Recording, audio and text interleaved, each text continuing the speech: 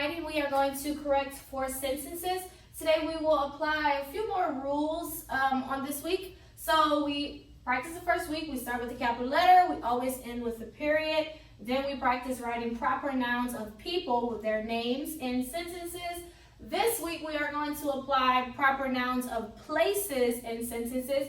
Remember, anytime you have a proper noun, you capitalize it. So whenever we write sentences and we have the name of a place that's a proper noun, you capitalize it. And also when we see the word I in a sentence, we capitalize it. So number 1 says, we went to Target last night. So this sentence, of course, we know how to start it and we know how to finish it, but in the midst of this sentence, we have a proper noun, which is Target. So when you write your sentence, make sure that you capitalize the proper noun Target. Target is a store, if you didn't know. Number 2, Dad and I played outside. So again, you will write this sentence the correct way. Of course, you will start it and finish it correctly. But also in this sentence, we have the word I. You capitalize the word I. If it's at the beginning and if it's in the middle of a sentence, you capitalize it. Now that's only the letter I, not a word that starts with I. Only the letter I. Number 3 says, I am from Lafayette, Louisiana. This is also something as well we're going to learn this week.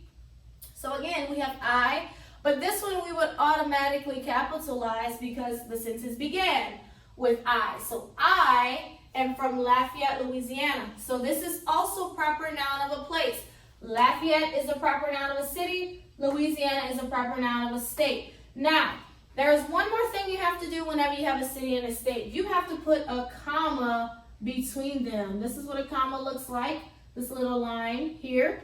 So whenever you write it on your sentence, whenever you write it down on your paper, make sure that you are putting capital L, but you put a comma. Anytime you have a city and a state right next to one another, you put the comma between them, okay?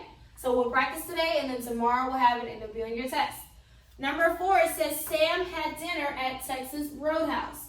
So, of course, we're going to start it correct, finish it correctly, but we have a proper noun of a restaurant, so we would capitalize. Now, whenever you have a proper noun that is separated like this, so I have Texas and then Roadhouse, because not all the time it'll be together like Target. Sometimes it is separated. You still have to capitalize the first letter of each word.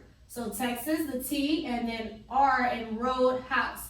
And then you will finish your sentence. So that's what you can do on today. That's your writing lesson.